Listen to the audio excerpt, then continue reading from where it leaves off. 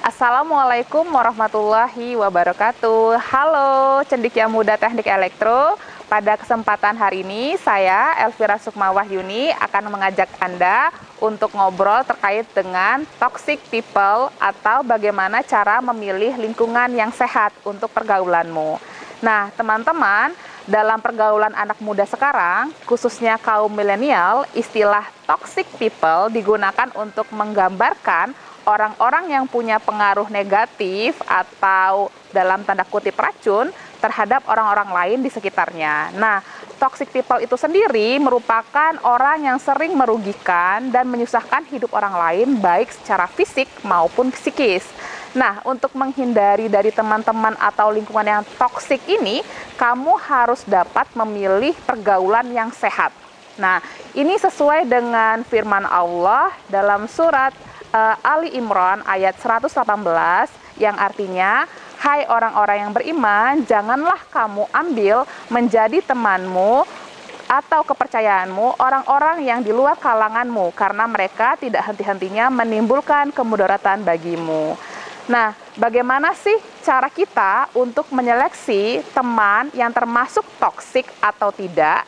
Atau bagaimana sih cara kamu untuk melihat teman-teman yang memiliki pergaulan yang baik ya, atau pergaulan yang sehat? Nah, untuk dapat berada pada lingkungan yang sehat, teman-teman harus bisa membedakan orang-orang yang toksik dengan orang-orang yang tidak toksik.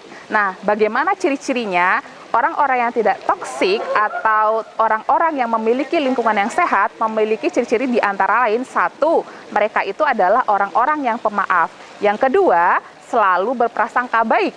Yang ketiga, selalu mengingat kebaikan. Yang keempat, memiliki akhlak yang mulia. Yang kelima, tidak mudah iri dan dengki. Yang keenam, memiliki sifat malu. Yang ketujuh, berusaha menepati janji.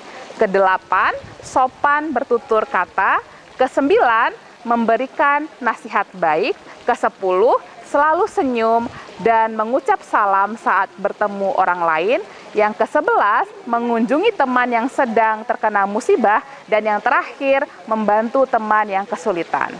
Oke, selain kamu harus memilih teman yang memiliki pergaulan yang sehat, kamu juga harus menciptakan pergaulan yang sehat itu sendiri.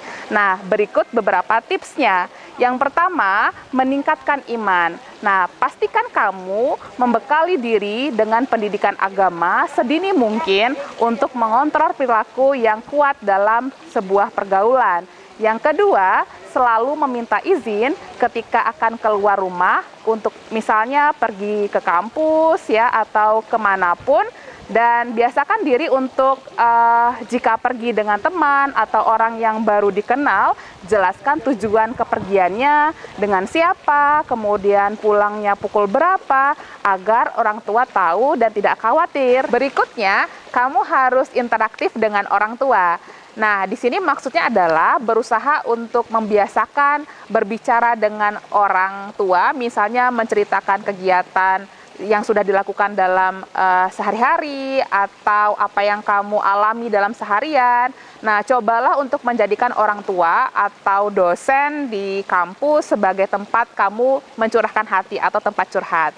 Kemudian menyalurkan bakat dan minat. Nah, ini penting ya teman-teman, bakat dan minat yang kamu salurkan dengan hal-hal yang positif itu bisa membantu mendapatkan pergaulan yang positif pula. Misalnya kamu mengembangkan bakat olahraga, kemudian bernyanyi, menulis cerpen, atau memperdalam kajian agama atau hal-hal positif lainnya. Berikutnya adalah menghargai aturan. Nah, belajar menghargai aturan yang diberikan oleh orang tua misalnya ataupun dosen, ini bukan bermaksud untuk mengekang ya, tetapi untuk menjadikan kamu lebih baik di masa yang akan datang.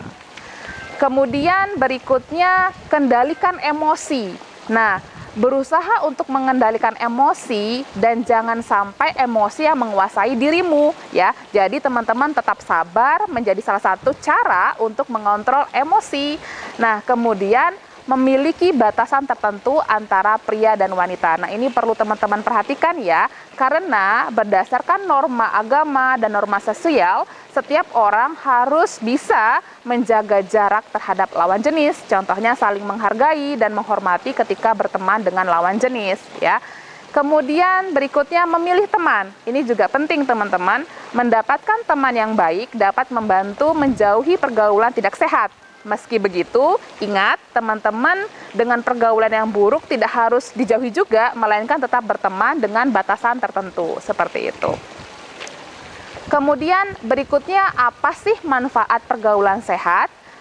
Dengan pergaulan sehat, kamu bisa yang pertama meningkatkan tujuan yang positif, yang kedua meningkatkan kepercayaan diri dan harga diri, yang ketiga mengurangi stres, yang keempat semakin bahagia tentunya, dan yang kelima membantu mengatasi trauma. Nah, kurang lebih seperti itu teman-teman, bagaimana cara teman-teman memilih pergaulan yang sehat dan menghindari orang-orang toksik atau teman-teman yang toksik atau lingkungan yang toksik. Mudah-mudahan bermanfaat ya teman-teman. Sampai bertemu di video-video selanjutnya. Saya Elvira Sukma Wahyuni. Assalamualaikum warahmatullahi wabarakatuh.